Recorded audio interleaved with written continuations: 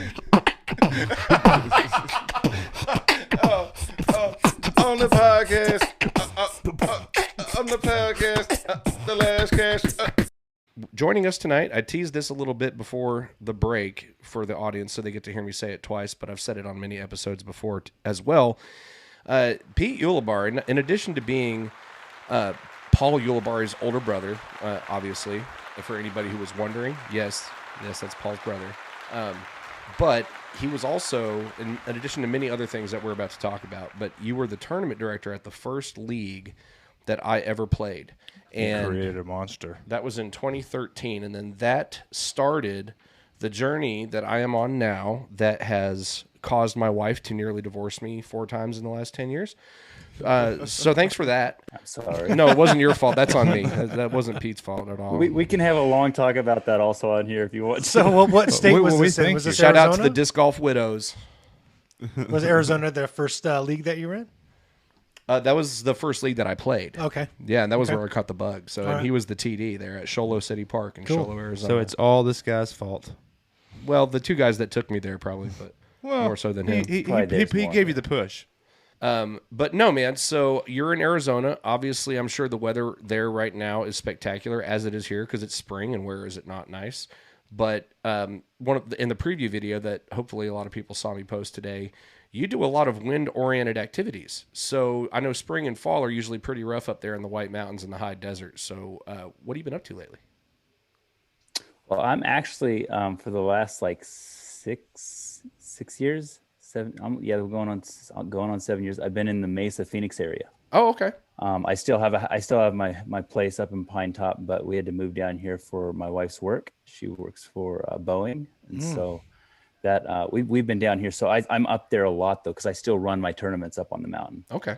And but so what I've been doing is enjoying the Phoenix weather, this is the time of year you want to be here. Yeah.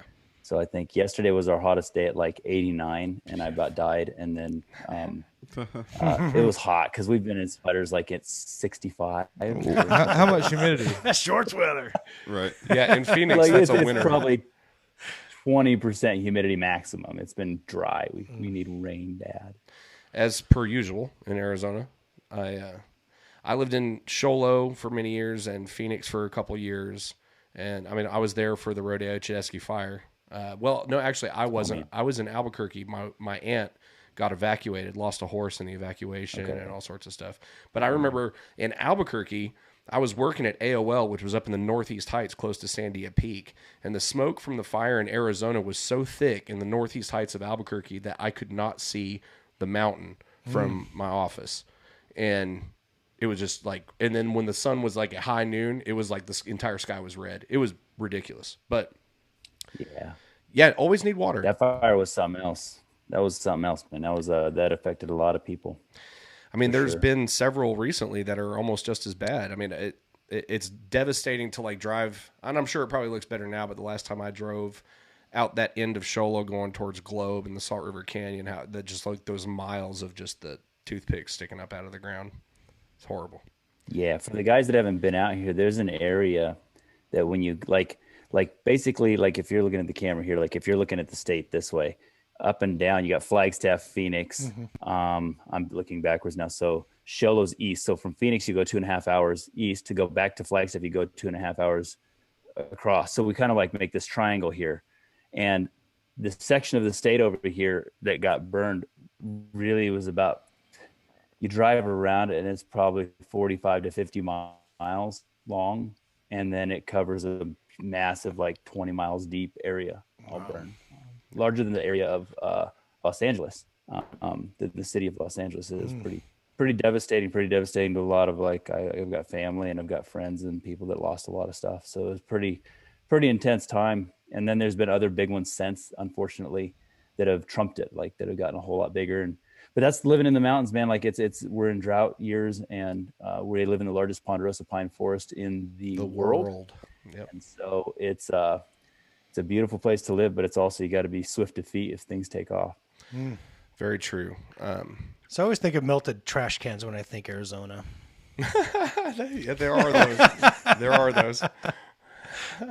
We've got We've got better polyurethane cans now. Okay, they last gotcha. I can't remember what year that was, but I know it's so hot that all the images on social media was like melted trash cans, and I was like, oh my god, I could never do it. It's Nice. too hot for me. It's an interesting side. It's a dry heat, but it's a really hot dry heat. Oh yeah, they say the same thing about Colorado.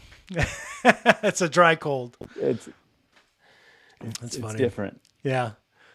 Interesting sidetrack while we're on the subject there. I had a really good buddy of mine that still is a hotshot firefighter out there. And and I went to get my first COVID shot, my first vaccine shot. And the guy that gave it to me was wearing this polo that had a little shield on it. And it had a word, and I had to look real close, but it said Globe. And I was like, that's not Globe, Arizona, is it? And he was like, yeah. And I was like, were you a hotshot? He was like, yeah. I was like, did you know Steve Daly? He was like, yeah, I know Steve. So it was crazy. But yeah, shout out to all the hot shots out there saving lives and That is one job that is crazy. wildlife. Yeah. Yeah, the bravest sure. among us. But I guess a good place as any to start this conversation, because I want to hear your thoughts and perspective on all sorts of stuff. But everybody has, is familiar with Paul's story, and audience, you're going to hear me poke fun at him being Paul's brother thing a little bit, but I checked with him first and he's cool with it, because his exact words were he answers the question every day. I was into BMX for years and years and years. I mean, my entire youth was spent at a skate park and through my 20s, and little bro was along all the time on a skateboard, and I said, why don't you ride a bicycle? He's like, because then I'd be known as Pete's little brother. That's a cool story. Nice. I love it.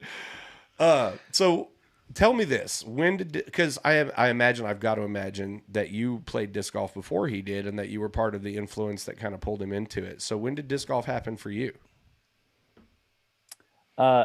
You're kind of on track, but kind of not. So like, disc golf in a way happened to me. Oh man, it had to be like 92, 93.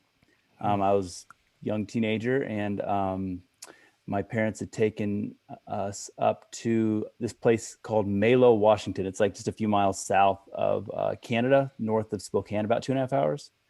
And we were at a church camp up there, and it was kind of this little independent ministry place that printed publication stuff and sent stuff all over the world. Well, we happened to be there, and some guy from Seattle showed up and to do the youth stuff, and he brought pieces of plywood with 2x2s that were like 4 feet tall screwed to it, and he set those up all around the camp and brought frisbees, and so we all got to throw frisbees. That was one of the things that we did for a little bit, and then we all got cut off because we were having too much fun, and they were trying to be too holy down below, so we had to be quiet.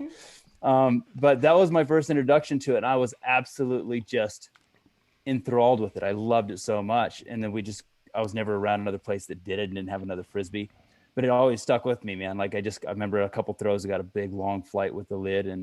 And so years later, when I was doing stuff for church in Show Low, I found out that there was a disc golf course that got put up, and that got put up at Woodland. And, so I got the youth together, and I thought, man, I had this great time. And so I went out there, and it was brand new, and there was like rocks everywhere. And it was like the most miserable experience because there was no water. It was just out in this field where the course is now. But we were out there for a few hours, and I thought, man, that's not at all what I remember. That kind of sucked. And so I didn't really touch it for a little bit.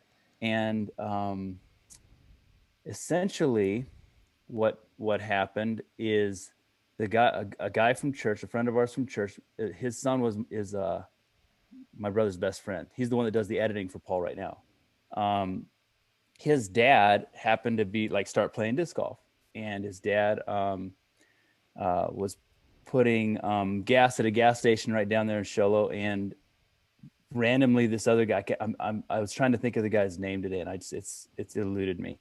And I'm really sorry, because I'm sure he may see this at some point. I'm going to be a shout jerk. out to that guy. But that guy is awesome, and I can see his face, and he drove a green Tundra. I know I can probably go find him in Show Low right now if I drove up. The guy in the green Tundra. Yeah. I know a lot of. Anyways, he saw this guy pumping gas and said, "Hey man, I work for the city. What do you do? What do you like to do for fun?" He says, "Man, I play disc golf, but this other course is getting torn down right now or shut down because they're remodeling the park, and so we're gonna." And he says, "Well, what's that?" And he kind of explained it to him, and he said, "Well, let's put that at Sholo Park. Why don't you help us do that?"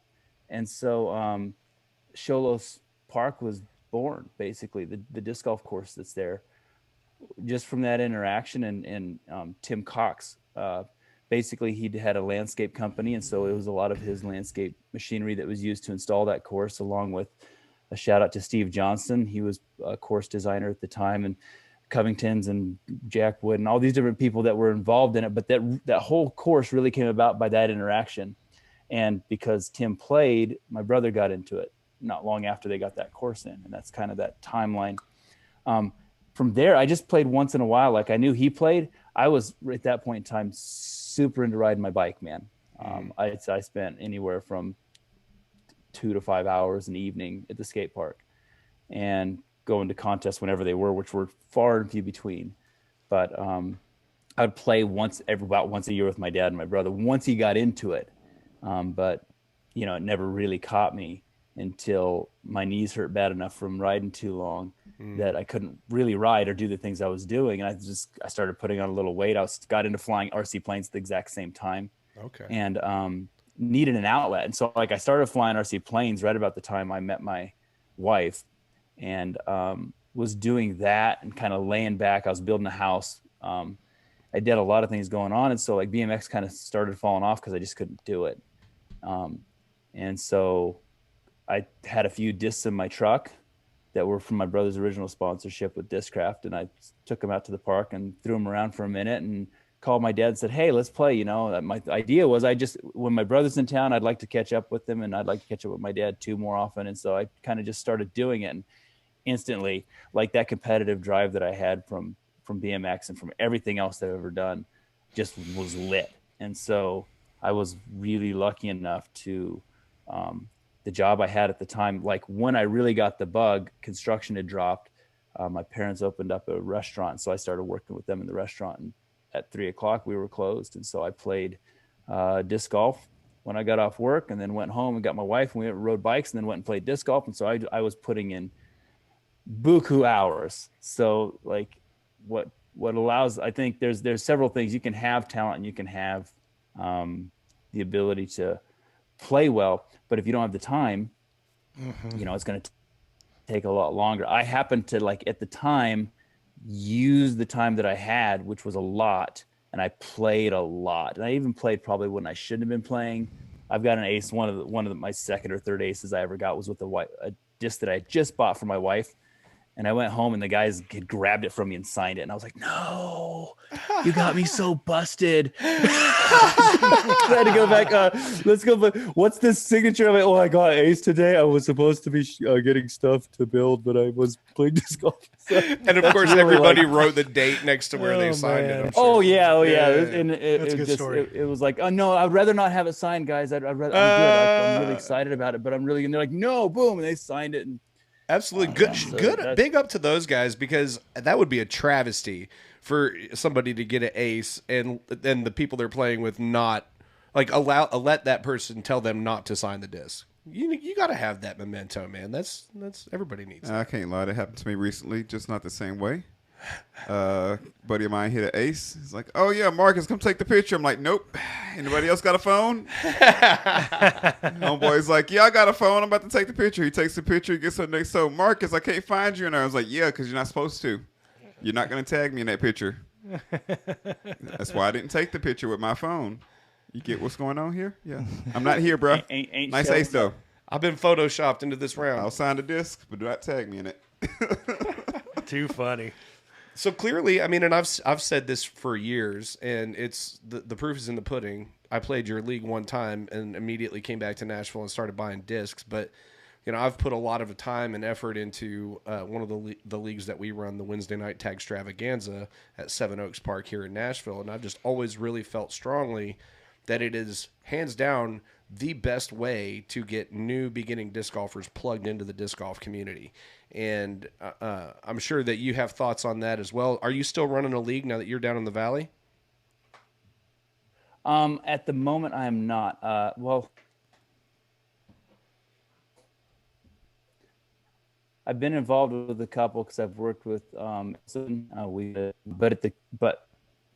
I got to a point a couple years ago where one year, man, I can't remember. I think I was involved in like 13 events, one way or another. Like 8 of them I ran, or 10 of them I was running, and then I played, 20 events, and like I was burnt out.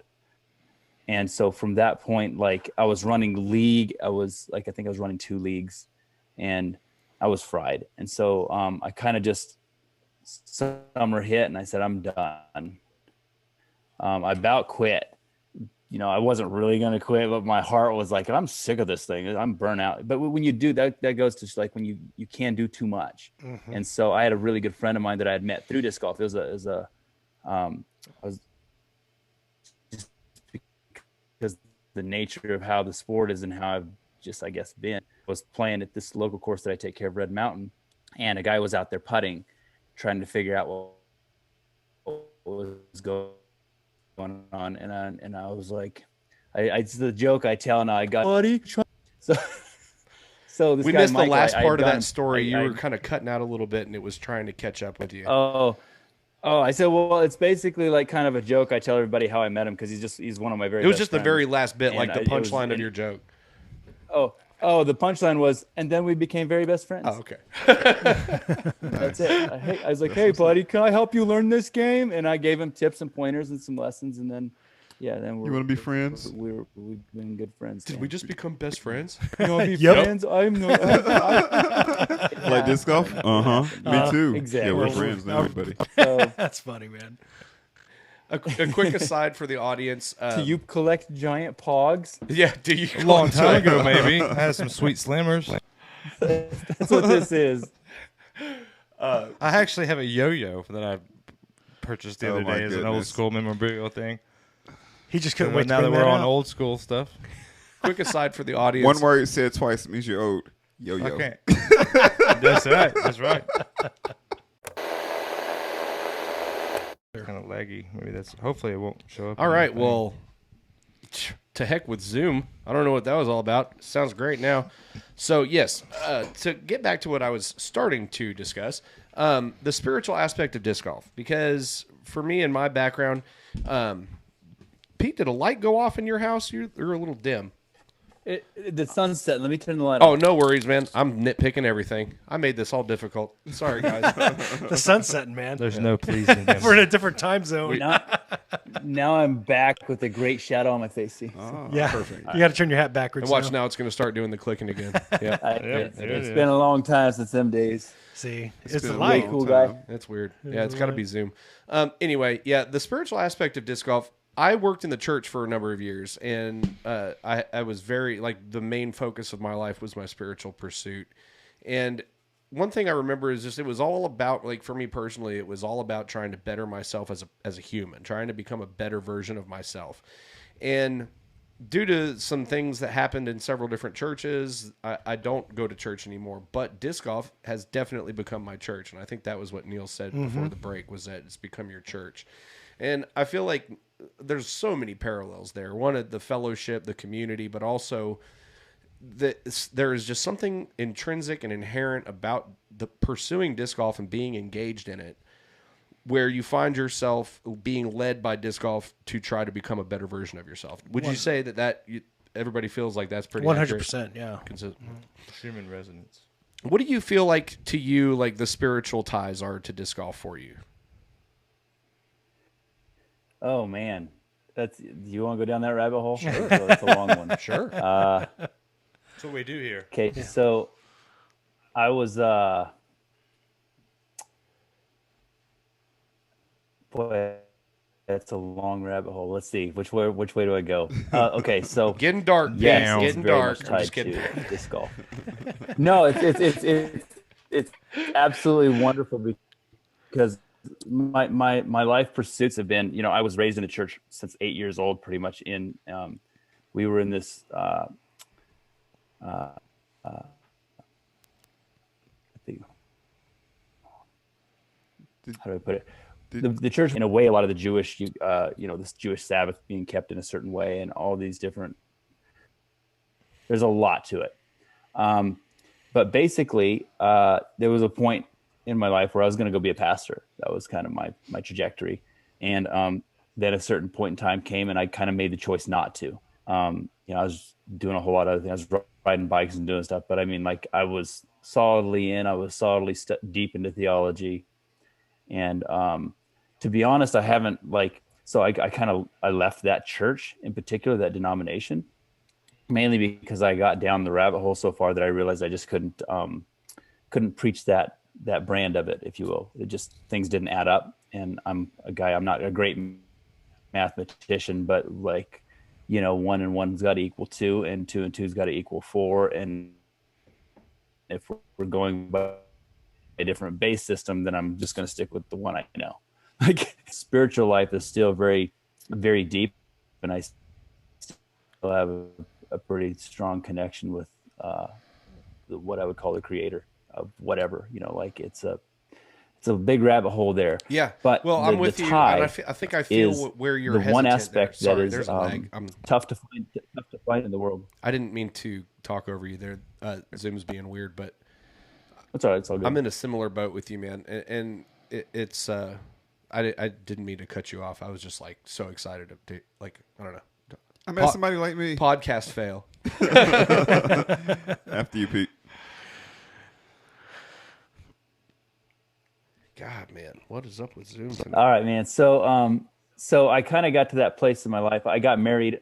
My wife was raised very much the same way that I was, and I mean, on the brand of Adventism, Seventh-day Adventist Church, I was raised. We kind of went. We're on really one far side of it, whereas the super conservative. Like, I don't mean conservative like you think in politics. Like, I mean like to the letter of the law, to the letter of like diet. I'm still a vegetarian to this day because it works well with me. But like, we didn't, have anything that had to do with pork or meat or shellfish or, I mean, we could go all day on that rabbit hole of what we had gone down as a family through my youth and being a kid and stuff. And that really guided a lot of the ways that I didn't compete a lot in my youth in athletics and stuff. So like, I played a lot of sports by myself, throwing a baseball against the wall and catching it. Bang! I got to be a really good one-on-one player at baseball, and but anyways, so it's that's why frisbee's for me, man. That's a one-on-one game, right?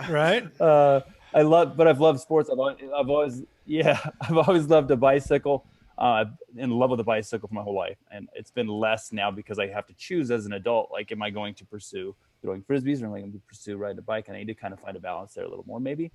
But as far as the spiritual aspect, I got to this place where I was like, okay, I can't just go to this building, because I also was at a place in my life where I can't shut up. I sit down and I want to have community, and in community, if you've been learning things and you're being honest with yourself and honest with your environment, then the things that you learn, you have to voice. That's what that community is for, is voicing. Well, here's where I don't see things lining up. And so it just came to a place that was I'm absolutely blessed in a way where I kind of stepped away. It was the right time to step away. Things worked out perfectly.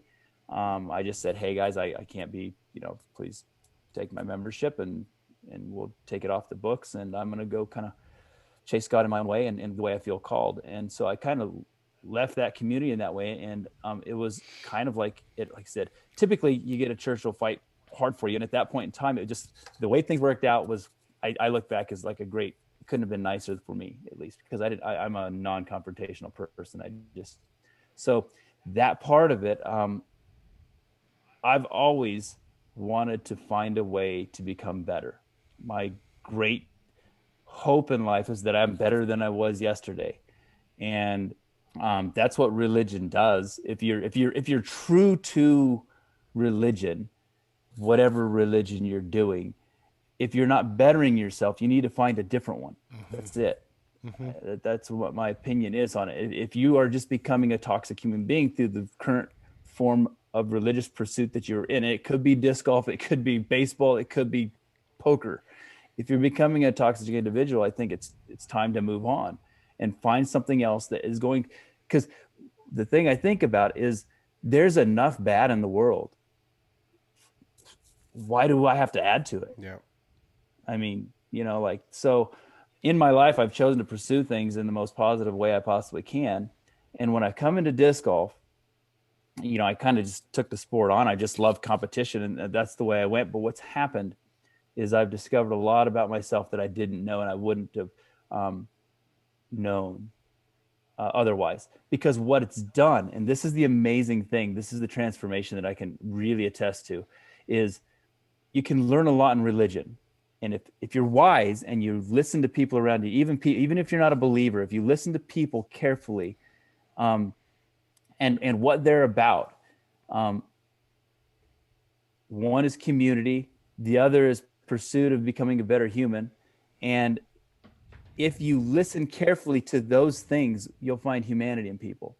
And what draws people into disc golf is community, first off. You mean I could have friends? That's like, whoa, right? Like, I've met so many people now that were just out there playing by themselves because they're lonely people. They've only been in front of a TV and a video game.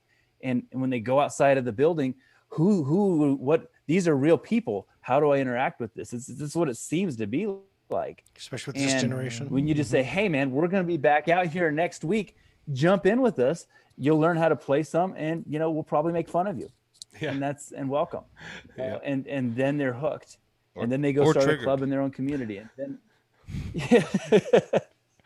I had that happen once. I started joking around with a dude at the tee pad. He was just coming around the turn at the Oaks, and I was just joking around, and I made a little joke after he threw or whatever, and he got heated. Oh, and I had to so sensitive. He was nowadays. So mad. I had to stop him before he walked away and be like, "Look, man, I am sorry. I was just trying to include you in our shenanigans. Yeah. That's all I was trying to do. Don't let Rodney be on the tee pad when you come. I was going to say, I play with Jody a lot. Yeah. Jody in Miami and Rodney. And when we're playing, and anyone's going to play through us, they warn them, hey, we're going to talk crap as you're coming through, but we love you.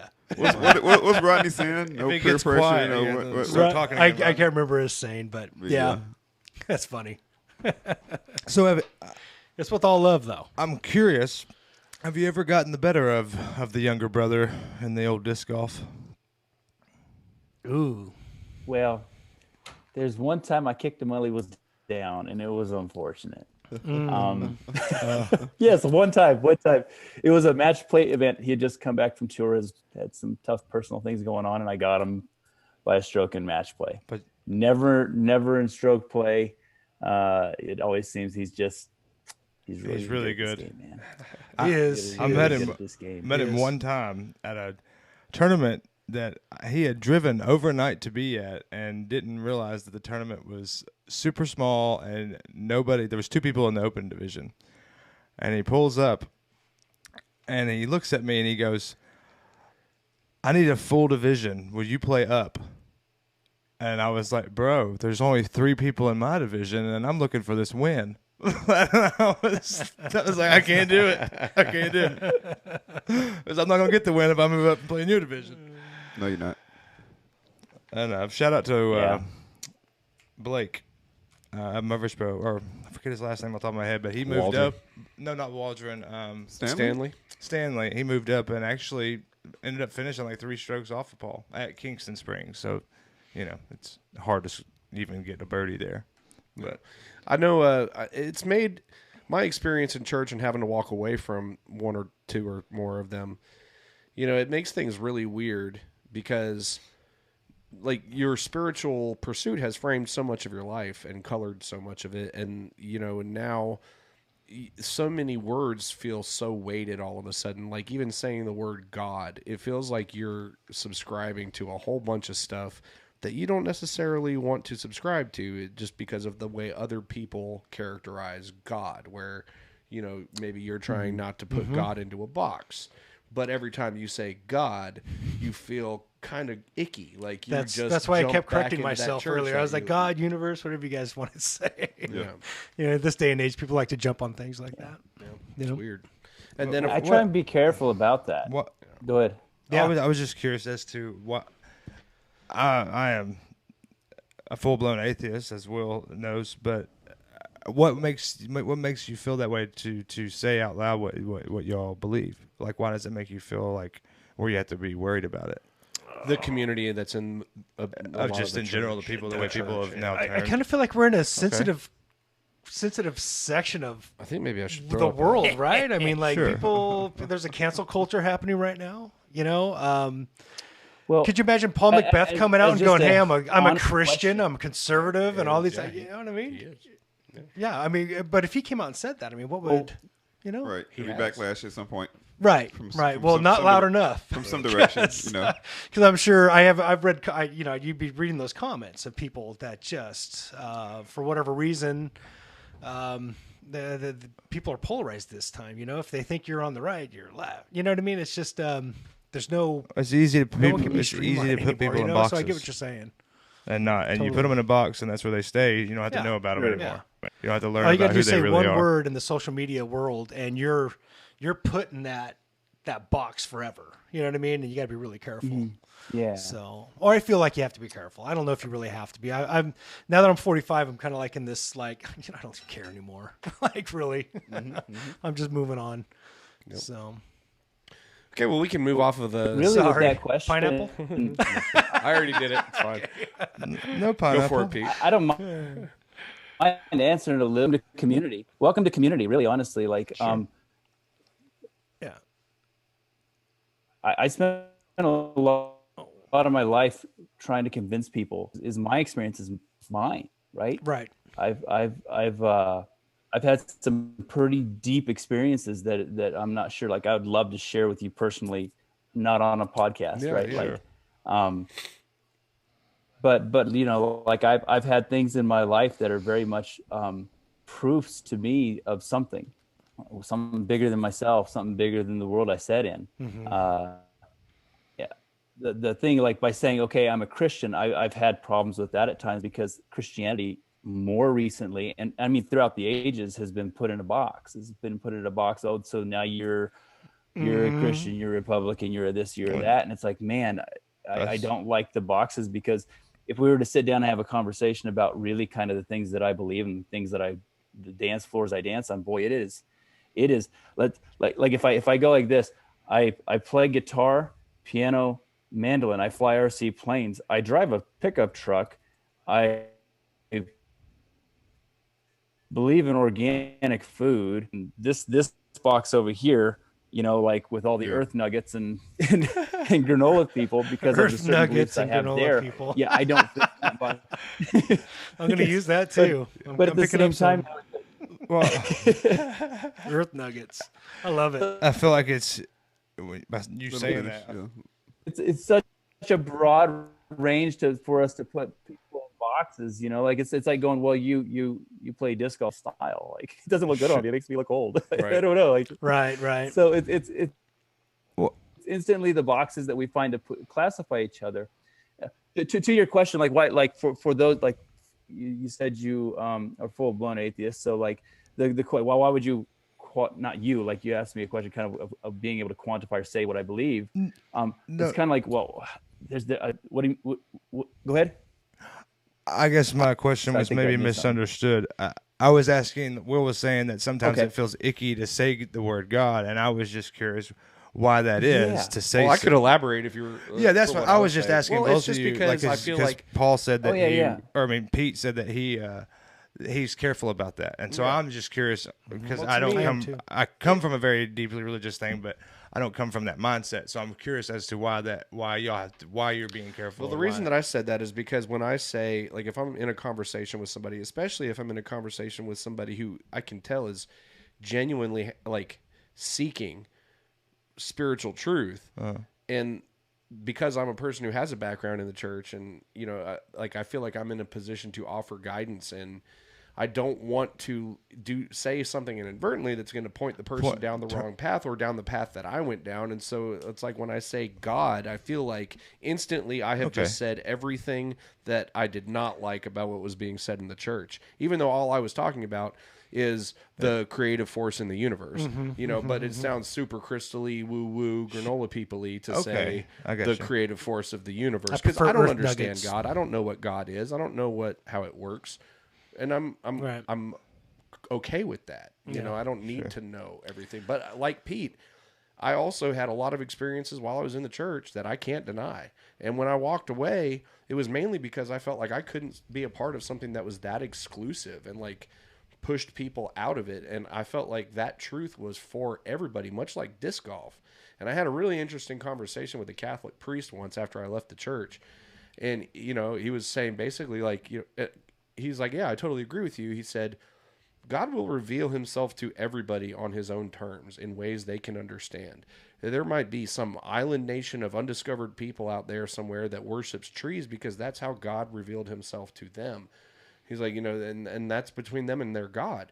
And That's an interesting take. And I asked him, I said, well, who do you think's going to hell? And he said, probably Catholic priests.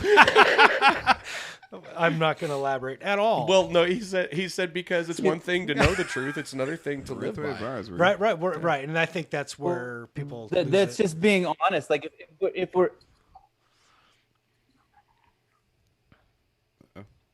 one of my favorite authors, and it might bore the lights out of you guys, is Wendell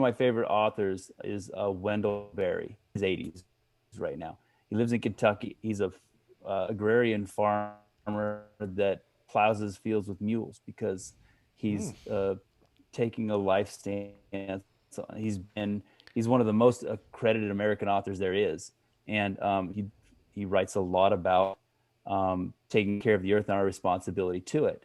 And so I've been listening to more of his stuff recently, and I mean it's an archive of stuff that goes back to the 50s and 60s because he's been around a long time writing. But with that, like I said, it's a long rabbit hole. I apologize. I got to make sure I stay in line here. It's hard. It's really hard in this podcast. Understanding our responsibility. So like. No, it's good because I really appreciate you letting me kind of go down some different rabbit holes that are some of my favorite things on the planet, man. Oh, we definitely can't just talk disc golf the whole time. This is disc golf. This is disc golf to be life, bro. Disc golf is life. And this is life. It is, man, and so like understanding the damage that we do with our words to the world, the damage we do to each other with words is super important, and that our intent with the things we say versus what we actually say, it's important to know to articulate well. And when I want to have so this is the spirituality of it all in a nutshell. When I step up to somebody who I'm going to teach to play disc golf, who I'm going to show something, I will refer instantly, what sports have you played? Who are you? What is your abilities, right? Like where are you? And we'll have a discussion about maybe some sport. Maybe they play pool. I can use pool to teach you how to play disc golf. Like maybe they played soccer. Okay, we got your footwork down. Maybe you played football. Okay, so now we got a good swing over the overhand. I got so many ways I can go. And then one of my favorite things to do, one thing that I think is missing in disc golf more than anything is mentorship. And so one of my favorite things to do is just kind of like carefully take somebody under the wing. And it's not to say like I know everything. No, man, I'm a wreck of a human at times. And sometimes I feel like I'm okay, but like that's probably when everybody else thinks I'm a wreck. So it's just, if we have that humility about us to understand that we can take the information that we know, and I've got all this archive of information. And so it's about learning a language that as an atheist, I need to know some of the language that you know. And so, you know what? I have sucked as a human in the past at understanding to even like sit down and be able to have a conversation of where you come from, and I apologize to anybody I've ever had a conversation with that I was a wreck of a human at that because I did not know your language. Didn't know it. And that's no fault of yours. When I take the time to begin to know you, no. But it's the fault of arrogance in the heart. To think that I may know something that you don't, and to force that on you as if you need to learn my language. That's brilliantly said. And so like for me to just come into you and say like, you're going to learn disc golf, my language, that's arrogant. But if I can find a way to like understand you and understand where you come from, then I have a way that we can kind of like start walking down a road in community, walking down a road and have a friendship. Because I can tell you, some of my major changes in my life came from people that were not anywhere in the nearest neighborhood of my spiritual walk or my walk as a human or my walk as just a person. If the word spiritual makes people offense, it's just my walk as a human. And those things that transcended life and liberty and happiness that changed my trajectory came from people that I would never have expected. Yeah. Wow. And so I think our understanding of words to that, our understanding of being able to understand each other, disc golf in a way is another form of community. Soccer is a form of community. Absolutely. Skate park is a form of community. And that's what holds these subcultures together is community and learning each other's language. And that's what's awesome about disc golf is now I can step in and I can take somebody and I can just have a conversation about what it means to throw on a straight line. You know, think about how deep that is. Yeah. What is a straight line? It's the hardest darn thing in the world to try and accomplish with the disc. It is. But if we connect the points in a line, then it becomes magical. Yeah. It transcends everything in the sport. And like to just hit a line and be like, wow, and see flight, which is Beautiful. far beyond what we're capable of. Yeah. You really articulated that beautifully, by the way. Yeah, it Pete, was- I'm really blown away by what you just said about Very words well. and learning Well, people you and can learning tell- people's language. I'm going to take that with me for Yeah. the rest of my life, man. That was great. That's good. You can tell obviously thought rather deep into some of this, and the intelligence obviously it definitely shines through it. But you pointed out that basically the two are community, and that is what that spiritualness is, I guess, in a sense. Is that correct? Is that what I gather in that correctly? Well, that for sure. So- what makes what I would go, what go ahead. Please finish. Well, I was just gonna say to add to that, when you say that you didn't know that language, when you're brought up in that community and that spiritualness, you're not taught any other way. You're only taught, and this is the right way, and there is no other way, and it's the us versus them. And so for somebody who comes from that, because I came from a Jehovah Witness background and my family side, and I'm talking devout such as yours, like when you step away from that and see it from a different perspective, and like you said, you didn't know the language, so it was hard for you to have conversations.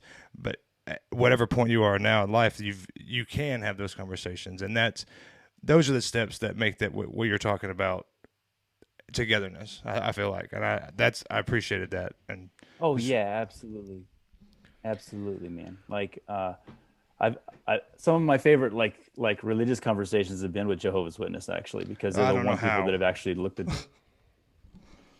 book. if you Because they looked at a book, like they look at the book and we can like if they want to. Go ahead.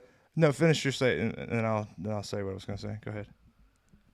Oh, I was just saying because like when I was digging deep into the book, like the Bible is the book I'm talking about. If you don't like that, we can bleep that out. And Oh, we no, don't you're offend good. people. Screw them. I don't care. But like when I have conversations with them in that Where realm, those guys go. but they're the few people that could actually go pretty deep on the subject because they're pretty well read in the document. So I've appreciated that. Like, Are you talking about in the Bible itself? Is that what you're talking? yeah, just reading the Bible, just like it's a pretty crazy book, honestly. Like I get it. It's a good read. It's a wild ride. Takes some commitment. If it's a good read, it's a wild ride, and it's a very challenging one. Yeah, and there's a lot of truth in there, but just like anything, you have to understand context, intent. Those books were written in a different time for very different people. And Different so thought the reason you have so process, many different translations of it is because you're trying to make it relatable to a new type of human. And I think that obviously if we could get into this and really light some fires for any audience members that are religious and in the church. I mean, but just historically speaking, I mean, there is worth in the Bible, even if it is not 100% handwritten by the Lord and Master of the universe.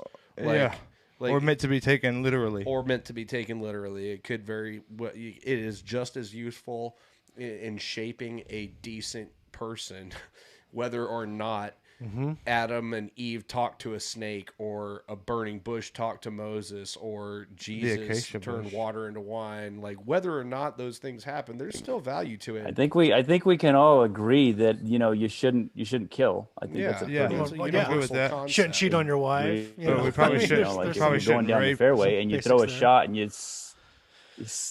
you throw a disc down the fairway and you smite somebody in the head and you kill them. You've been there's smoting. consequences. And if, That was an the other thing accident, is though. Don't steal. So don't take strokes from me that you didn't actually throw. You know, like Sure. there's very relatable stuff here. You know, like And it's so. One, so one- I'll, I've had a I'm going to disc go walk there, on and then water I'll once. we'll I tone checked down with the the JP TD, and let's that's go to Jesus OB. for a minute. It's OB. Too funny. No, it's awesome too, because Yeah. So No, sorry, go one ahead. of the number one things that this is the go ahead. no, you finish. I You go. didn't hear you. There's a I was lag. going So. to say There's one a of the lag. number one things that I go with. Yeah, I see that. One of the number one things that I work on with people like now, because I go like the spiritual side of golf is it'll change your life if you're honest with yourself. Golf is all about if you're going to be honest with yourself or not. And so is there's something, one of my favorite quotes, and it doesn't matter who it came from, but we know who it came from. Love your neighbor as yourself. That means if you don't love yourself, your neighbor is going to not be happy with you because you're going to be a jerk. Sure. So can't if you love anybody learn else if you don't. how to be kind to yourself, then your neighbor's actually going to benefit, because then you're going to know how to be kind to your neighbor, because you're going to have a little mercy for the people around you. You're going to have mercy for your community. Mercy meaning you're going to be patient with people, because you know that it's hard to be patient with yourself. And so that's a lesson that goes so deep in golf that, like, you know, when my transformation in disc golf, I got into the old habits of like where I'd squeeze my disc and punch myself a little bit or smack myself if I'd miss a putt. And it's a learned behavior, actually. Yeah. I feel like, you know, it becomes acceptable in the community to be a jerk to yourself. And, oh yeah, he missed a putt, he should feel bad, you know, whatever our ways that we think about it is. But like, I came to a place really honestly, like where I looked at Instagram and I had like 500 people. I wouldn't even paint it. I was just putting pretty pictures on Instagram. I had 500 or 600 people on there. And I thought, holy crap, 500 or 600 people are paying attention to something that I'm doing. That's pretty weighty. So from now on, at this point in my life, I'm not going to engage in negativity on social media at all. I won't engage. If there's something that needs engaged, I'll give a phone call.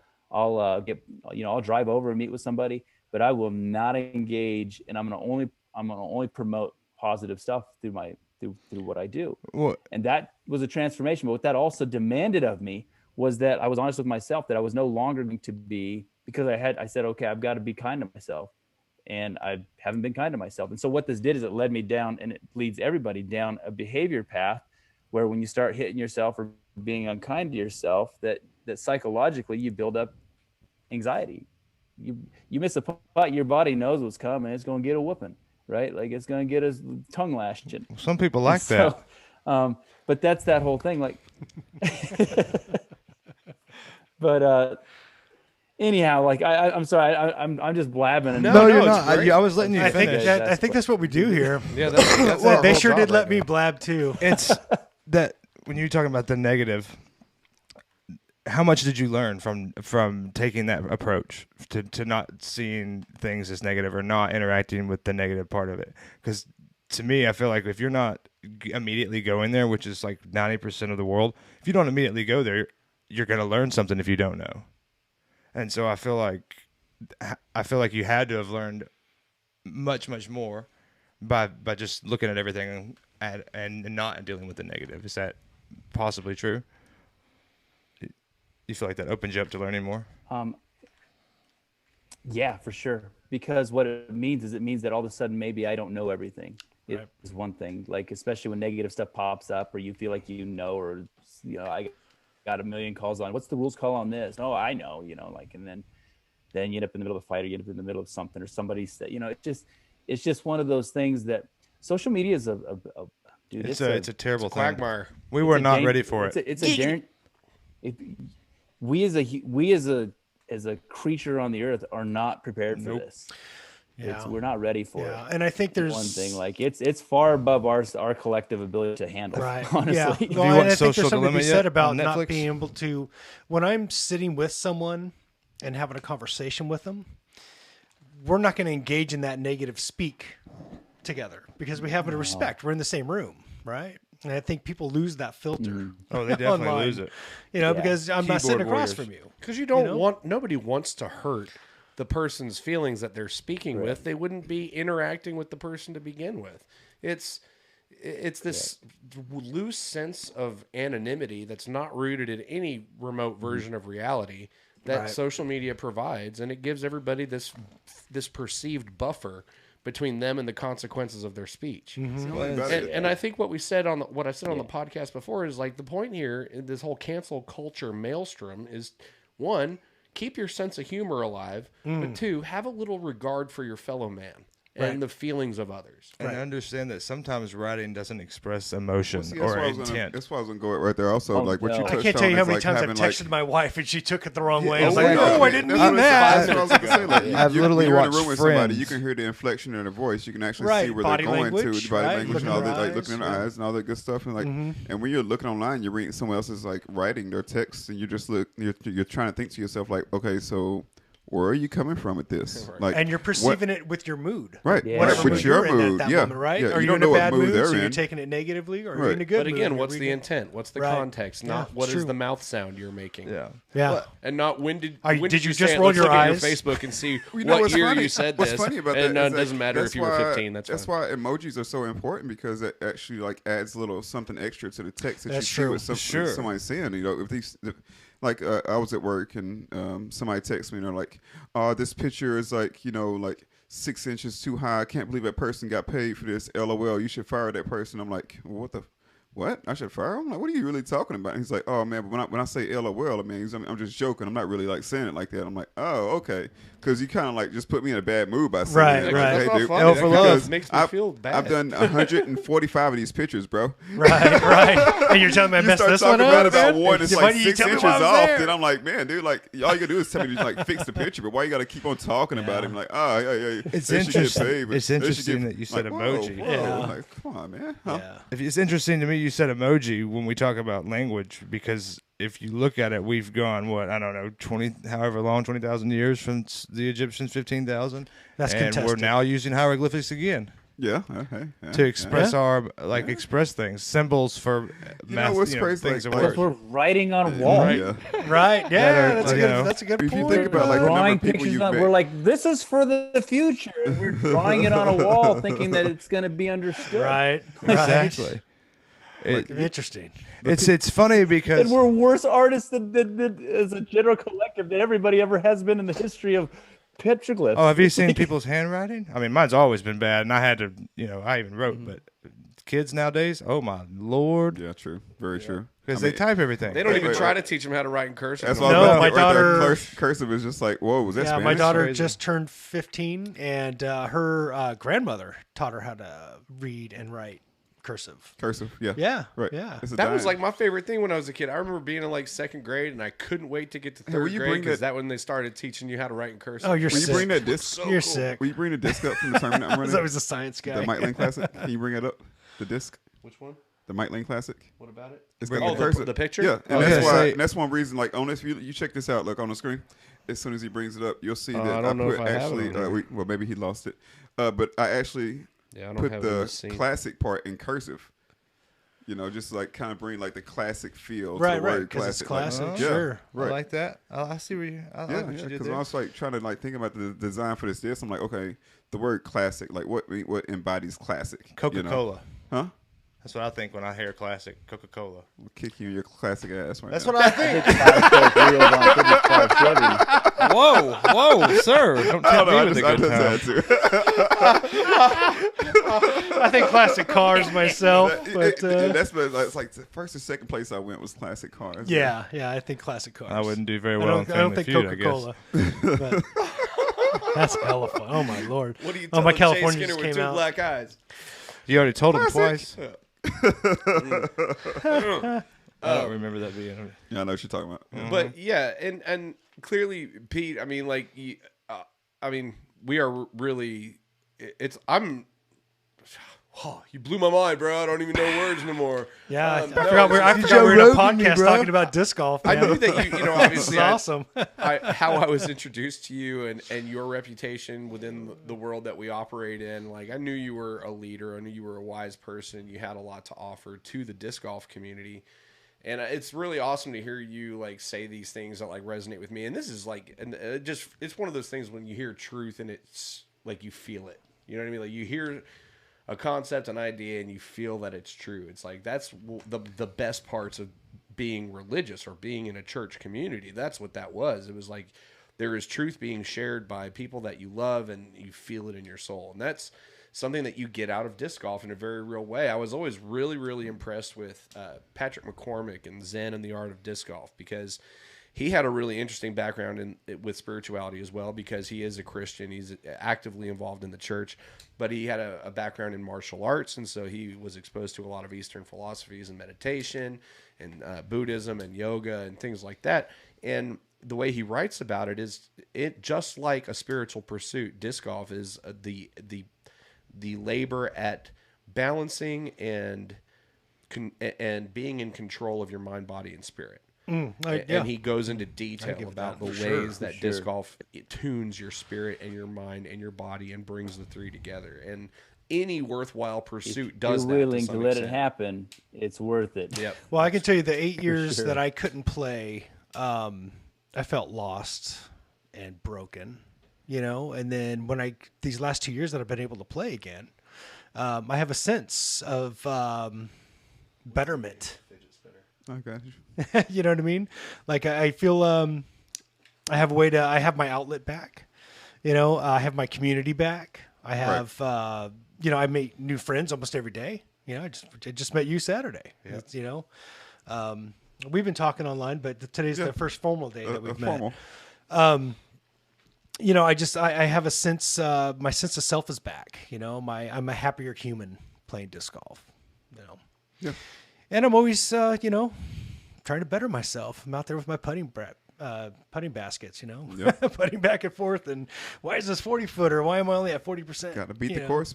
Yeah. You know, and trying to figure it out. And I love it. I love it. Okay, so we've covered real life. We're kind of touching back on disc golf. Sorry about that, audience. We're reining it in. We're course correcting. U-turn. But we're getting there in our own speed, and that's okay because this is our show. We're more than just disc golf. We got. You ever just catch up with me? This is what's going to happen to you. I'm going to talk about a million different things. I don't know where to stop because it's just all one rabbit hole that keeps going. Oh yeah, so. it's all cunning linguist. That's life. It's like big circle. I just pop out on this side. Hey, I got this idea. Hey, I got this idea. Right. Pretty big circle. Yeah, and it makes for great It's conversation. loud. Yeah, for sure. And wonderful podcasting. Yeah, absolutely. This is our crossover episode. This is where we appeal to the podcast market outside of disc golf. We may have to. Never mind. Yeah, this is going to show up on church podcast networks now. Not with the language we used in the first half of the show, but we pineapple. no, a PG. We're gonna do a PG podcast. Yeah. The glow round. It's just a mouth. It's just a noise you make with your mouth. Yeah. ASMR. ASMR on the last cash. That's right. So you obviously you are a man of many passions, many interests and hobbies. I know.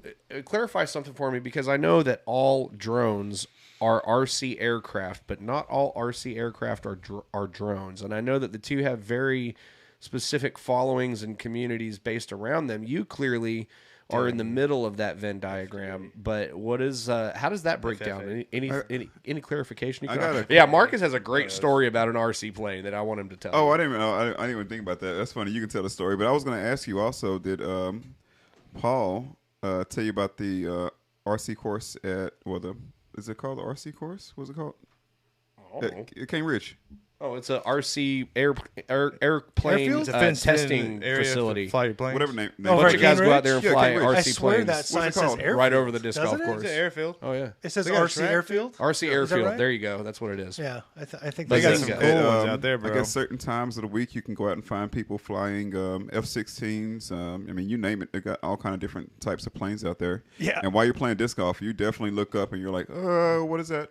Yeah, I was playing out there. First time I was playing out there, I heard. Or they look up and see Hoy's Or- disc or- coming What at is them. that, man? We'll finish it. It's an F-16. No, you got to tell it because yeah. What hole was it? 13? I don't know if I was there when the plane crashed. Oh, okay, yeah. So we were going down hole 13, I believe it was, and like sure enough, man, I'm throwing this great drive, and I'm like, yeah, I'm feeling myself, and the next guy gets up and he's about to throw his drive, and we heard planes like flying all day, and like, all of a sudden I was like, man, that one sounds really close, and like sure enough, like it comes down like literally like 40, 50 feet in front of us to the right. Huge plane. I had no clue how big these little RC planes were. Like, It's how like big the you size talking? of me. Yeah. Really? Yeah. Oh, yeah. wow. Definitely could have Is that what taken. you fly, Pete? It's like Could have like a taken person. me Yeah, there- out, bro. Yeah, bro. In the preview video, there's a shot of him getting one airborne, and he has to like swing it like David swinging a sling at Goliath to get it. Well, here we go, biblical again. Bro, you gotta go with. You gotta go with. But yeah, literally, go I my had to life make one flashed more before Bible my eyes. reference. Yeah, I had to do it. I think I've had the closest encounter of a plane coming down at me. Yeah, RC I plane. didn't know they were that big either. Oh, I mean, yeah. that F-16 That's that was gonna flying hurt out there worse at than Cane a Ridge disc that golf one bat. day, it sounded like a real jet. yeah. I was like, At least you what hear the it hell coming. is that? And then, Yeah, that's true. You got a chance. So let's let him answer the question, shall we? what was the question? Do you remember, Pete? Or just So- expound on the RC aircraft. So the difference between a drone and an RC plane is a drone is a male bee that is used only one time in the reproduction of the bee colony, so that the female can lay eggs, and then you can have worker bees. That's Sure. what a drone is. Next. What do you think about I feel a new colony rabbit collapse hole. disease? Wait a minute. What do you think about electromagnetic wrong way of electromagnetic thinking. frequencies? Whiskey, dude. What do you think about the bees Okay, being- also let's add bees this to down the on- scrolling Tell me about text. this. Also, amateur botanist, no, what's it? Zoologist, no, arthropologist. Yeah, that's Oh, what it is. man. I sit here with my jaw dropped, man. So sorry, audience. I was like, what is he my talking about? culture. So What? technically, Can you spell that? DRONE. Thank So, a drone technically is any unmanned flying vehicle. The problem that's happened in the last 12 years, since DJI really became a thing and they started making the Phantoms and stuff, and they became a little more GPS flying, going off of GPS, is that it introduced into the hobby of flying an entire new class of people who don't know how to fly. And what happened is that then created government classifications more for what was once a hobbyist endeavor. And so drones typically are autonomous and they can fly of their own accord. Okay, so I can program a drone, be it an airplane or a quadcopter or an octocopter, to go and run a program and fly out to somewhere, come back. Or I can have like the Mavics or the DJI drones nowadays. I can connect it to my phone. It operates connected to a satellite, and I can fly it around, but I can let go of the sticks and hit a button. It'll fly back to me or fly wherever I tell it. So that's typically what falls under the main understanding of what a drone is.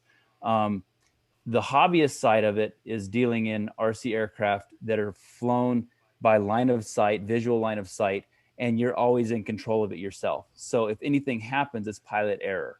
If anything that happens, or if you have a blackout or anything, that's your fault for not having the correct equipment. Whereas with the drone, it tends to be, you know, if you lose satellite, the thing can fly away. There's a whole lot of issues that have come up with that. And so there's been a big change in the industry and in the sport of flying, because now it has brought in the FAA and a whole lot of things. And so what they have done is they've kind of made limits on what you're allowed to fly by weight. Something over 250 grams has to have, you have to get special licenses and stuff to fly in certain areas and special permissions to fly and blah, blah, blah, blah, blah. So the planes that I like, I fly those.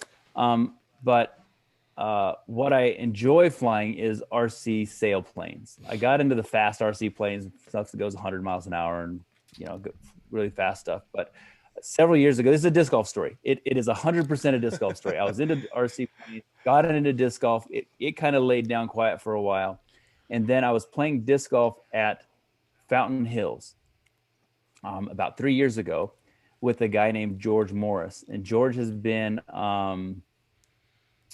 I met him years ago in Tucson at a tournament, and it's like, look at the Hawks. They're soaring. Check that out. They're on a thermal, you know? And he's like, oh yeah, I fly planes. I catch those things and go with them. Yeah. He was so unassuming about it. I was like, well, what? That's cool, man. Did you see it? You know? And he just was like, oh yeah. And so I ended up playing at Fountain Hills with him, and whole 7 of the memorial layout, and the prevailing wind should have been left to right over the shoulder tailwind.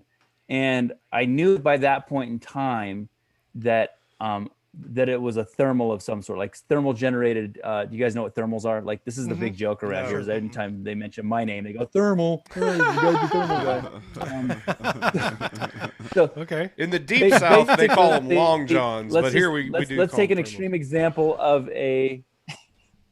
A very extreme example of a thermal would be a dust devil. I didn't get it. Yeah, it took me a few seconds. Now I got it. It's like, long johns. What are you talking about? Oh, I got it. I got silks. Okay, we could also have silks. But yeah. So a thermal is basically a warm air that's rising. Sure. And if you watch hawks or vultures soar, they're soaring on masses of hot air that's rising. And what happens with that is if you have something like that going on near the ground, it pulls air into it from all directions. So if you have this mass of air going up right here, it pulls air into it. And so what had happened is I knew that there was something like that going on, but I had a direct headwind. I didn't know how to read or know what was going on, but I said, there's a thermal here somewhere because this shouldn't be a headwind. And George, who is like, I call him the Wind Whisperer 5000. He's just a genius. Him and his brother are just amazing at this. He like looks over his shoulder and he goes, it's right there. And I just, at that moment, I said, George, I know you fly these planes, but I have to know. Because instantly, the moment he pointed out and he showed me how the water had ripples on it and was moving, I instantly understood what was going on between me and the basket. I looked back out at this 200-foot hole, and the tree right next to me was moving pretty heavily, this headwind. Beyond the tree, like 150 feet away, the other tree, not moving at all.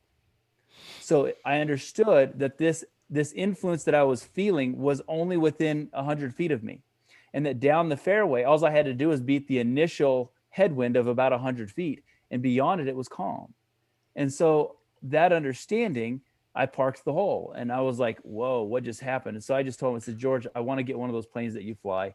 I know they're not cheap, but I've got to figure this out, because that's mind-blowing to me. And this is going to change the way that I think of golf.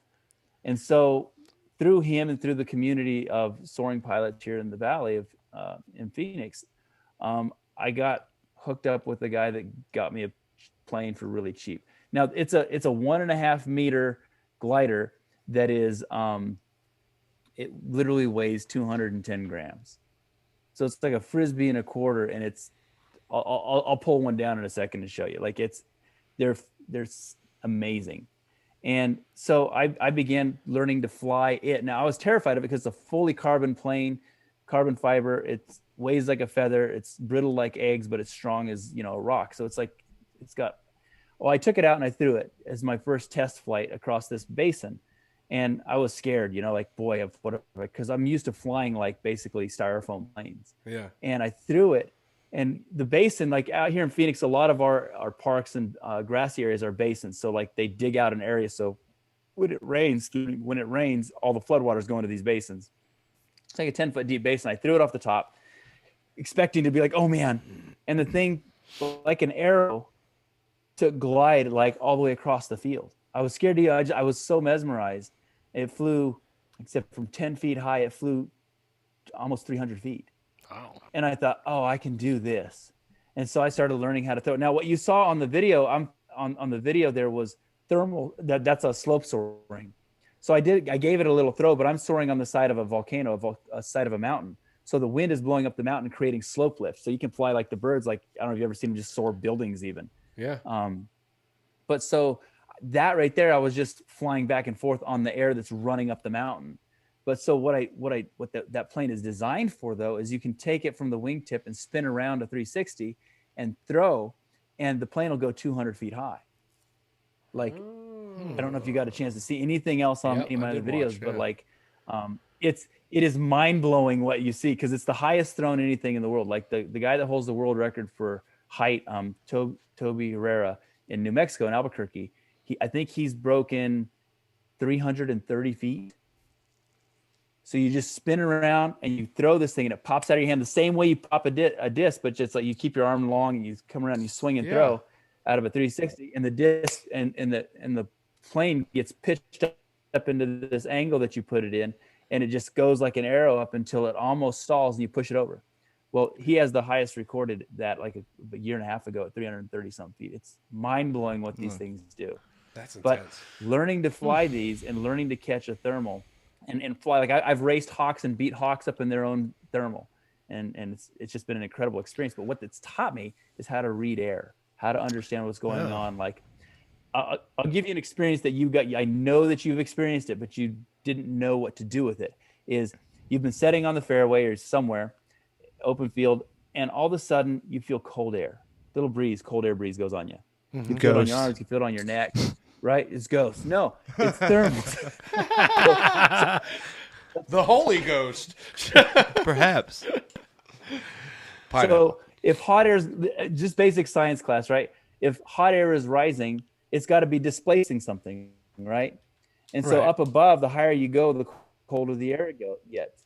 So as hot air rises outside of it, cold air is being displaced. So cold air begins being pushed down as the hot air goes up. Okay.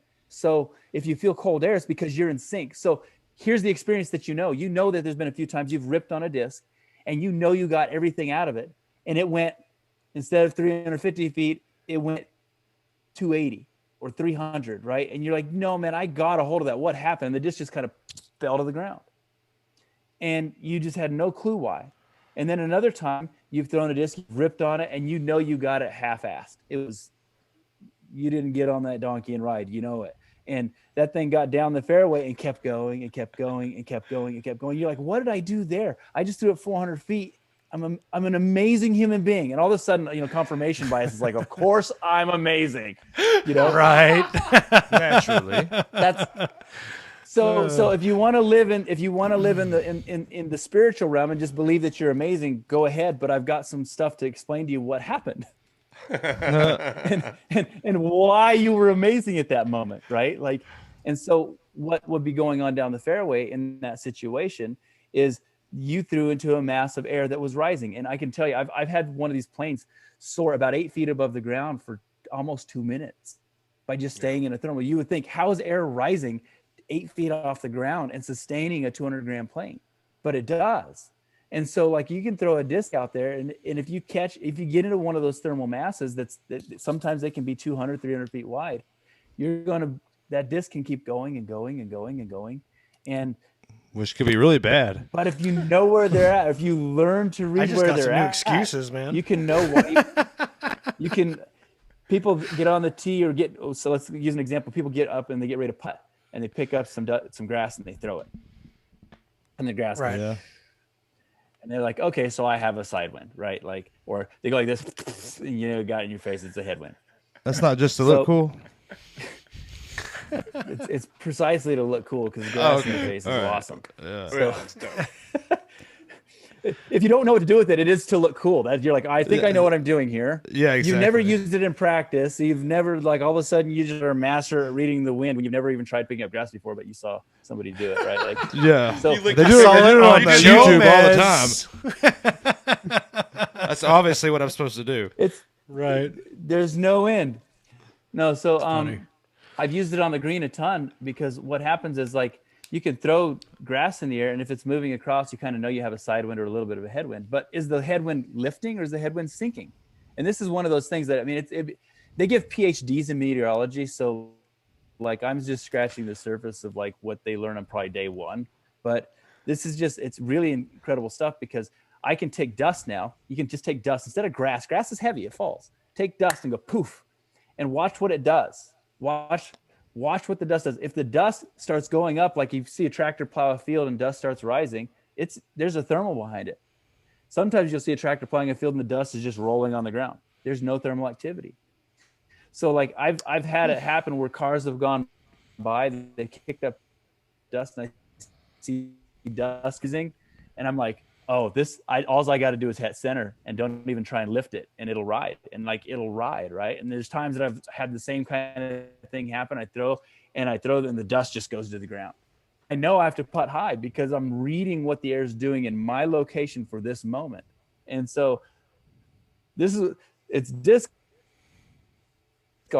read what's going on around me. Sometimes it's too much to deal with, but for the most part, I mean, the more information you have, the more informed you are down the fairway. Those birdies I've gotten just by getting reads off of other people's discs, they're like, wow, I'm amazing. And the disc lifted and went out of bounds. And I know that there's a thermal halfway down the fairway, and I play it to the right more and let the disc lift and then just drop it on the basket. It's pretty cool stuff. You ever see the movie Bagger Vance?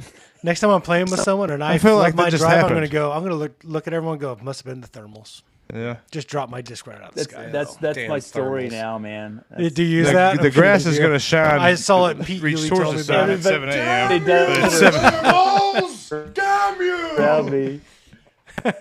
I just feel like I got Rodney'd, but like in a comprehensive way. They're just like, they throw a shot, they miss. They're like, it's thermals. It's thermals. Thermal. Yeah, thermal. Now I understand. He's like, I'm not wearing thermals, bro. Quit saying That's that. kind of been my experience. That's awesome.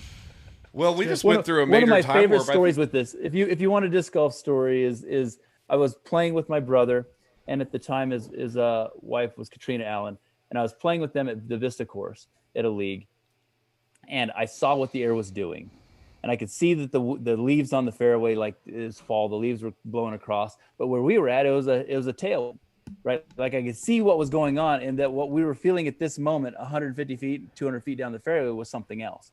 And my brother was just being sarcastic to me. And he's like, so what's it going to do?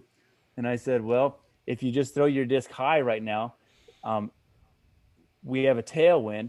For the first 150 feet, it's going to want to sink. But when you get that height right, when it gets over to the hill over there, the air is going left to right, and it's going to push it to the right and lift you to the basket. And he's like, all right. He almost aced it. So I just was watching this, and he just turned around and looked at me like, "You jerk! You're a jerk, right? Like, how could you know? I that?" hate you. So As an Kat older, got up, exactly. So Kat got up after. She goes, "Okay, so what's it gonna do?" And so like I could see how the air had moved, and I could see that the thermal was now between us, and that we had less influence from a tailwind, but there was air mass in the middle because the leaves were moving, and that at the basket wasn't much. So at the basket, if we know the air is lifting here, on the other side of that air mass, cold air is going to be going down. And so I said, you're going to want to throw it high and push it through, because when it gets to the basket, it's going to fall. And so she threw it, and it was high, and it was like almost the point where you're like, oh, you didn't know what you're talking about. And then the moment it got past that middle section, all of a sudden the disc dropped out of the sky. She missed it by this much. And you're like, But it's just one of those. That's one of my favorite stories to tell of it. Is like, Screw you, Pete. You're good at everything. I appreciate how you tell an older brother form with your impersonations of both people, because I'm an older brother, so I do that too. So I really appreciate that. What are you talking about? Which one's it gonna go, bro? You suck, man. What is it gonna do now? That is good stuff right there. Oh man. So you're that's I know that part of it. Well, you said that you just we talked a little bit off the air, and you said that you just got done. This is another funny story that connects us. But when I was 18, I worked for this guy named Jack that owns this place called, or did. I imagine it's way gone now, but it is this place called White Mountains Online, and it was like a computer shop and an ISP when it was just dial up back then. But he was the president of the White Mountain Disc Golf Association, and you just finished putting in a course with him in Pine Top, didn't you? So at the moment, what's going on is he's been in the ear of the city for kind of years on this situation, because there's woodland. It's the separate words is what that's that Jack thing. You got to have it. So woodland is its course in and of itself. It's about a mile away from the lake, and then there's Woodland Lake Park, and the city, I believe, just got a hold of that property, and he's been in with the city on trying to get disc golf into that park for years, but it was basically owned by Forest Service, leased to the city type of a situation. So at the moment they have a course going in there. So I've been involved to an extent of like giving some advice Gotcha. on Okay. like how the flow could work, some things like that. I'm going to go up and help them like with a few things. It's not my project necessarily. I'm just going to try and like give some advice where I can. And I just realized how I said that too, and he's not an asshole. I worked for him. I was a punk kid. I did not like working for him, and I even mentioned to Pete off the air. I'm sure if I had met him through disc golf, I would have become fast friends with him. Not the way it worked out, but I just remembered. Hey, we're on a podcast. Probably good to put a little disclaimer in there. Sorry, Pete. Keep on going. You might mute that. Yeah. I can see him now. You better edit that. Post. So basically, I just with Discraft helped them get an order of baskets ready to go, and so so that's going on right now. I've got another course that I built up there. It's an amazing course. I can't wait. One of these days when you get back up there, you're gonna have to play. It's basically becoming one of the best courses in the state, if not the best course. And it's just kind of some friends of mine had 30 acres just the road from me and said, hey, we want to put disc golf. And like one thing led to another. It was just going to be a little 9-hole course. It's a little youth church camp that they kind of operate, and people rent the property to hold, camps and stuff. And start off as a little 9-hole. And then it's one of those disc golf stories where he's a hunter. He holds I think he's in the top 10 or top 15 for number 1 or largest bull elk ever taken. Wow. In Arizona? So it's hanging up in the world. Oh. But in Arizona, it's one of the top ones in Arizona too. But Arizona holds a couple of the world records, I think. They're big. Okay. At least I was camping in What makes them so Reeves big Peak in one time, Arizona? and I woke up with a pack of them standing in the middle of our campsite. I woke up to that'll scare the living daylights and out I of you just if you've never heard an elk. unzipped And the tent a little bit and looked, and there was like 7 of them all in the middle of our campsite. Just, I was like, "Oh my god, never going in the woods they again." do that. Yeah. They're crazy, man. They're intense. But yeah. So, anyways, like he's a hunter fisherman guy, hard worker, and so he was like, yeah, disc golf. Let's just put it on, whatever. And so once we started getting it going, the property had to have a lot of work, had a lot of forestry needed to happen, had a lot of dense woods, like thin pine trees, that needed taken out. And so it was going to be quite a project. Well, I was running the Top of the Pines tournament, and he said, hey, I'm going to come out and watch. And I really, honestly, I expected him to like come out and watch for like 20 minutes and be like, yeah, all right, go fishing or something. He stayed. And then he said, well, when's the next round? And he came out and watched again and followed. And then he said, well, I'm supposed to be going to church in the morning, but I'm going to come out in the morning for a little while. And so he came out for the final round. And about halfway through, he says, I got to go. I'll talk to you later. All right, man. And so the next day, 2 days later, he calls me. He says, hey, all them trees you marked? I marked like 500 trees because the forest was dense. I marked like 500 trees. I knocked them all down, but I ain't going to do anything else. I'm not doing more work. This is too much work. I don't got time for it, And so I'm like, all right, I'll go out and look. So I went and checked the place out. And we still needed a whole lot more. And so it really worked out for the design of the course. And then I marked some more. And like a couple weeks later, it was literally the next week, he calls me. Those other trees you marked, I cut them down too. But I'm not doing anything until September. I'm busy. I don't got time for this. This is more work than I thought. And he then a week later, all those trees? Yeah. I hauled them all out. So they're out of the way now. I ain't doing, and they just kept happening over and over for like almost a month and a half. Like every week you'd call, I'm not going to do any more. And then he'd be like, well, you know what? I think we want to make it into 18 holes. And so then I had another project, right? And we just did all this. So like him and his family put in so much work to this property, and we got like everything just worked out. And I won't go through the whole long story of it, but we ended up with turf tees. We ended up with sandblasted tee signs, dreams. Like I would have never asked for these things. And it was like, it always ended up being like, well, my buddy owns a grass, artificial turf company. Well, my buddy has his brother owns a new machine to cut out, tee signs. out of sandblasting, you know, everything worked out, and it's just an amazing property. Well, that's disc golf So, in like, the that's essence right there. Kind of like what we just did Saturday. Yeah. Yeah. I'm running the Music City Open, and it's the national tour finale this year, and so we're developing a new course, and we need tee pads. So I was trying to source turf. I had 2,000 square feet drop in my lap, but I had 10 days to get it out, and it looked at the start of the day like it was impossible. And it worked out perfectly due to all kinds of things just falling into place like that. But we ended up with 21, either 12 by 5 or 13 by 6 tee pads for the course. So, Awesome. but it's just, that stuff. They really are so awesome to have, man, compared to concrete. Oh, yeah. It's really cool. But speaking of the Music City Open, your brother just signed up for it. It's in the end of September. And if you want to, I know you just won the Memorial, so just golf snaps for that. Just maybe you want to come try and get another big win. Maybe just come out to Nashville. You can put in your memoirs. Maybe we'll put you up in a place to stay. You can Put it in my memory. but no, I've got. Well, Yeah. we'll see what happens. I've got there's a lot of ground between here and there. I've traveled lot of it it's several Texas, and it times. sucks to drive through. I know what it's like. Yeah, there's nothing. yeah, There's nothing. But I'll tell you, man, one of my favorite things that I so this we can have on our podcast here for this situation. All right. We've all been there. We've all done it. We've all played way too much golf. You said you've probably been almost divorced several times by pushing your limits. This is a conversation I have with all the young guys that come in, because they come in and it's just like religion, man. They come in and all of a sudden they're preaching the gospel for the next 2 years, and then they get burnt out and they run away, you know, but one thing is make sure that this is just advice to everybody on the planet that's ever going to take up this sport. Make sure you take care of your priorities. Make sure that you, I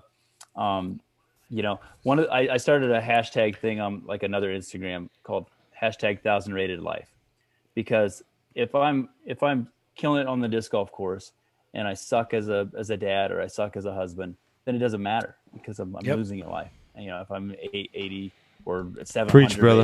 rated at life at these other things, then it doesn't matter, man, because that means that you fall into that jerk category. Right. And so my goal is that, like, I make sure that, and that's helped in my practice. That's helped in the way that I approach practice, because having an 8-year-old, you know, for the last couple of years, he wasn't 8 years old. He was perfectly timed that after the second putt fell, he was right there. And so that makes putting practice more challenging. Right. And so I learned that if I could just get, 18 putts in a day, if I focused on those putts, that was all I needed. And that's what sustained me for several years, not being able to get 1,000 putts, if I could putt 18, focus the same way I'd putt in practice, then that allowed me to be 1,000 rated dad. It allowed me to, to not burn the candle at all the ends and still be able to play some leagues and still be able to go out and do the things. And it made sure that I wasn't, when I should be sitting down, hanging out, having dinner with my wife, I was not out practicing putting or doing other things, because I'm picking my battles and I'm picking the places that I go. So when you get into this thing and you start playing and you start just falling in love with all the things about it, make sure that you just keep your other things in line. And if there are ways to practice and ways to do this game where you can get really good at it if you're focused, without wrecking your life. it's funny, man. That's it. That's Beautiful. I feel you, gave us Pete. the I tip of do, the day man. without even knowing I was it. talking earlier about over practicing. I've been a victim of that. Yeah. Victimized myself, of course. Yeah, well, then eventually, once you work so hard physically, it gets into your head, and then you have a mental Sure. thing. But no, it was so weird, because we were just talking about things working out the way they're supposed to, the universe unfolding as it should. Well, one of the things that we do with every guest, we have a segment called Just the Tip that Marcus does with each guest, where we ask each guest to give the audience a tip. It doesn't have to be about a throwing tip, doesn't have to be anything like that, but a tip for disc golf. And he didn't even have to give you the speech or ask you for it. You Killed just it. like, I can lock it down. I can really. He's, as you say, a distill it closer. into one of them bottles right there. yeah, that's great. Man, I can't even believe. So go ahead. Like I said, I'll distill it. Like, number one, favorite guy to listen to, favorite books. I like to listen to audiobooks. And Bob Rotella has a book called Putting Out of Your Mind. It's like an hour-long listen, maybe. One of the best books It's just you're not going to putting out experience. of your mind. Others of his are like putting out of your mind. Shut up, Jay. Putting is a little bit different. Like I one time crashed on my bicycle so hard that when I Pudding. stood up, I had like pudding come out of my nose, and it was like brain juice. I thought, I don't know what it was. Lost, never bled. Like, but I've had it happen, so I understand what you're saying. But putting out of your mind. The other one is called Golf is Not a Game of Perfect. Or if you're in for the long haul, the How Champions Think is like a 16, 18-hour listen. And I promise you, it's the best, like $25 you've ever spent in your life. You get that audiobook and listen on long drives. But everything that I learned, everything I learned in my youth, everything I learned in the ways we're supposed to act, in the ways that we're supposed to think, in the ways that we are trying to get control of our faculties so that we are decent human beings and decent for society. I started finding in disc golf, I started finding ways to do this. And then when I listened to Bob Rotella's book, all of a sudden, all that stuff that I had known was brought into a language that I really understood, and it made it a practical application. So the practical application of all of this, of like, if you, like I said, if you make sure to focus on every putt as if it was the same way you would putt in a tournament, then you have no expectations other than you're going to do the exact same Practice thing. the way you play. If you wing 1,000 putts, you don't get to wing 1,000 putts. The other is that one of my main, so this is I suppose this is a long tip, but That's okay. Great. You're playing like when you're playing your practice rounds, or you're playing leagues, or you're playing things that matter less than what you hope to have in tournament. I'll often see guys, they'll miss their first putt and they immediately grab their second putter and they wing it in. And I've been kind of in a way preaching against that for a while, because what it does is I'm going to ask you guys, this is out for poll. What does everybody say when they throw their second putt? Always goes in. I always make my second Right. putt. I don't know about them. I make my first ones. Second putt always goes in. I fell into the same trap, man. Like, you're on the right track. I was like, I'm not gonna be second putt. I'm a damn good putter. I may be not good at disc golf, but I can putt pretty The well. whiskey. Never gonna be second putt guy anymore. I'm getting rid of that guy. Yeah, screw that guy. Now I noticed when I over practice my putting in my But backyard. I'm gonna make. I don't do as well. just whenever I get up in practice, I'd go first putt's always in, and I'd throw my first putt in. I like that. Yeah, for sure. I burn myself out You really ever quick, heard- so I just make sure that I go get the focus reps, and then if I'm going to do a lot of putting, it needs to be like competition to get somebody in like. I the wonder, game instead of putt like or pig, saying whatever first it putt is. always goes in, if you could substitute So- something like Chevy Chase. No. Something that would make you Yeah. like, I don't know. You ever heard the saying? I got Like, something personal for you. preference, understand Since the you, word since don't. you listen to audiobooks and you like long reads. Everybody Kind of like talk at once. Heinberg's pizza in the I know, oven. right? Everybody say something once. Everybody talk right now. You ever heard when you heard the saying like your body doesn't understand the word don't? No. Yeah. You better. So I've always heard, always been told, don't say don't hit that tree because you will hit that tree. Oh, sure. Correct. Yeah. I'm a good putt guy. Should I say can't because can't do anything? Yeah, you're like your body doesn't understand don't, so you say don't hit that Oh, tree. man. You're basically saying your body, hey, go Hey, ahead, hit and that tree. hit that tree. Got it. That's almost like that. What's that? The Secret, Yeah. where you. That made up book. Yeah, exactly. Secret But they Garden? talk about how you project, in the universe. Just whether you talk about it positively or negatively, Yeah. you're still producing it. So, Yeah. kind of the same thing. What you put out there, brother? What a night. Pudding. Yeah, Pete, I have something for Pete, you that was before awesome, you go. man. I learned a lot of stuff from you, dude. So like one of the things about this is that like okay, That is a massive delay. my screen Finish has strong. frozen in a giant. Oh, yeah. you're frozen now too. We've blurred away. Come back, Pete. Come back. Are you still here? Pete, Did the internet say I see. Are guys you, are having can you hear us? an entirely too long of a conversation? You need to turn Yeah. this down. That's what. Yeah, that's exactly. Okay, Okay, so since you like long reads on your It's 10 audiobooks, o'clock. I'm a big fan as well. This is a fiction book. I First Believed, Wally Lamb. It's 25 hours. What the what? Okay. Dang. That's a whole day. Boy, It is one of about a good the read, requiring a absolute little for a bit of fiction effort. book. It's one of the got best ones I've read in a Morning, while, afternoon, or dinner? Which one? or listened to rather. okay.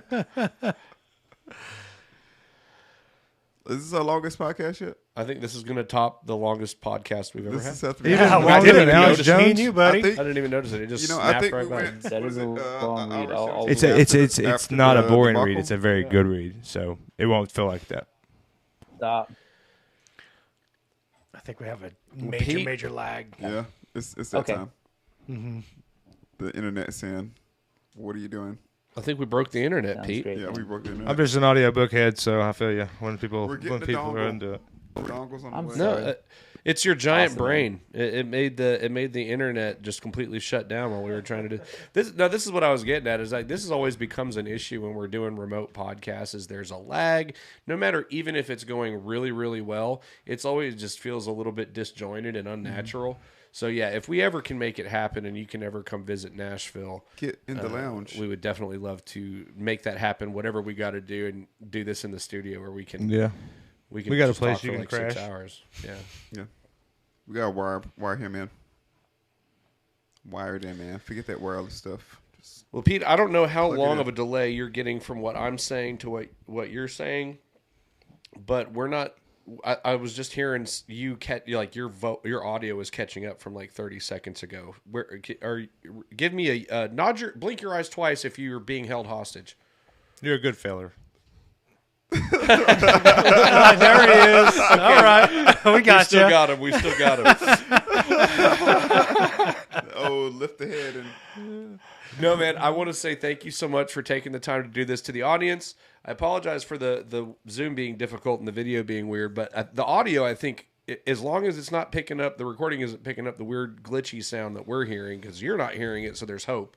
But Zoom is just doing something weird tonight. So, and I also feel like between the five of us or some combination of this group of people, we could probably do 5 or 6 of these and go 3 hours. So, can we put a pin in this and have a round 2? Absolutely. That would be fantastic. great. It sounds wonderful to me, man. I really like to Like you hear said, I'm that. sorry I talk a lot, so I just I can keep going and going. That's And what podcasts maybe are I for. become redundant. I don't know, but that's what. No. You should No. think about your own podcast. No, I picked up quite a few earth nuggets from you. Yeah. A lot of I love that, and man. brain nuggets. You have no Bowie idea how much bombs, you're if going to you will. use that. Brain nuggets in the pudding. It adds a little bit of texture. It's I love great. it. But When we no, think man. about thermals on the course now, I never even thought about it that way. Yeah. Except for in the winter, I know my discs aren't going to go as far because it's cold. I'm not getting as much thermal, right? Yep. But yeah, But cool. the air is a little bit more dense, so you're gonna. It works out. Oh, and look at this! 3 hours in, Zoom decides to work right. I can Yeah, see him wow. push Switch to crystal G. clear. Dude, I You're mean, like all of in a sudden you were 4K Are we moving. now. back? Dude, you're like 4K. You're like I'm- crispy again. I'm grabbing it. Oh, I'm man. grabbing everything and I'm throwing it out the window. We're going back to Skype. Marcus, How is it working so perfect now? I have no idea, but he's because the it's like- neighbor There's logged no off. delay. Yeah, I mean, I'm still hearing that glitchy sound, but hopefully, like I said, that's just Zoom and not something It's actually got to in be the Zoom. recording. It has to be. Well, But yeah, so anyway, man, this has been an absolute gas, and thank you so much for taking the time. I think we're going to probably actually be recording another episode tomorrow. And speaking of wives nearly divorcing me, it's already about 10 o'clock our time, so we probably better wrap this thing up. man. Curfew. Yeah. Well, guys, thank you so much for having me on, and thanks for allowing kind of the dive into all the different. I realize there are large rabbit holes and large wormholes off to other directions. spanning Absolutely. from religion to politics, whatever. But thanks a lot, and hopefully we'll get you guys a whole lot more subscribers too. Man, I can't Oh, yeah. wait to do it again. So we'll go ahead and schedule that. Probably, I don't know, maybe like a month window to let it breathe a little bit, and then we'll come back and hopefully Zoom will cooperate a little bit more. But we'll talk about maybe beginning of May, maybe after DDO. We'll talk about it. See if we can pick a day. Party. You gonna come out? All right. Well, that's when I hit age. I'm gonna like the 8th of May. I turn 42. So like at that moment, I'm gonna have the answer to life, liberty, and everything. Man. Perfect. Sweet. You Another spoken baby. like So, Matthew uh, McConaughey. And the universe. And the universe. And So, the like, universe. Sweet, it's bro. I'll challenge you on beyond. some of Is that. Let's cancer go. Let's asking do too it. much? What's that? Is cancer asking too much? Can we take care of that too while we're on? Yes, while we're at please. it? I'd love to get rid of that bastard. I don't have the answer. Okay. Well, I'm not going to go there. put your thinking cap on. We're counting on you, Pete. I eat very healthy. That's what I'll answer. Okay, well, that's a good answer. Right, yeah. Countries where they eat a lot of tofu, prostate cancer. Have you ever is seen almost Ethiopian unheard of. food? Interesting. Neither have they. That's true. Oh, Yeah. So May 8th is your birthday. Oh, wait till the thing's over. That is a Should be Saturday. like a Saturday. That's a Saturday. So what do you say? Like May 10th. We'll just call it now. Put it on the table. Just make 2 days after your already. birthday, Right up. 6 days Monday, before May 10th. mine. We'll talk more. Just in for the presumptuous, interim, Will. But what? Yeah, I'm a tourist baby also. Shut up, Jake. Play with your He fidget may not spinner. like us anymore. I'm gonna put after you in the tonight. timeout chair. Marcus took his. He may not yo-yo. like us anymore. I took a spinner. I'm gonna take your toys away from you all and put them in my drawer, and you're not gonna get them back till I've the got end a of the night. spinner. All right, Mr. But yes, Pete, thank you once again so much, and ever so awesome talking to you. We'll do it again in the very near future. Thank your family for letting us borrow you, Yep. and have a lovely evening. Yeah. Have a good one. Thank Good you. night. That's a good one. Thank you. See you, buddy. So it is. All right, guys. Well, how fun was that? I had, as you said earlier, Will, a real gas. 4 hours. That was awesome. And it felt like not 4 hours, so that was obviously Sound like good. our longest podcast ever. Yeah, What? it is definitely going to be the longest one. We're still recording, by the way, but you guys can go ahead and walk away. Marcus is trying to yo-yo Legs, man. Check. in my dancing shoes. But yeah, anyway, guys, thanks for tuning in. This has been episode 32. We'll wrap it up since we've already outstayed our welcome in the Sapphire Lounge.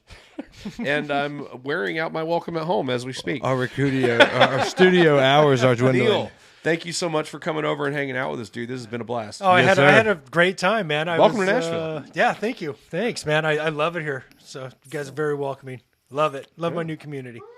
Guess what, guys? I have no idea who's going to be on the podcast next week. No, I'm just kidding. I do have an idea. It's probably if I can get J Ray here in time, we're going to have J Ray over.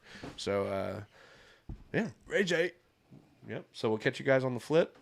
Like, share, subscribe, rate, review, and look keep out. it real. And make sure to check that you're not wearing the wrong color when you step into another set's turf. That's that's my just a tip for episode Bonus. 32. That's all I'm saying. 3 Straight tips from the one hood day. right there. Yeah, huh? 3 tips in one episode. Dang. Pro tips. Tip like Peace. And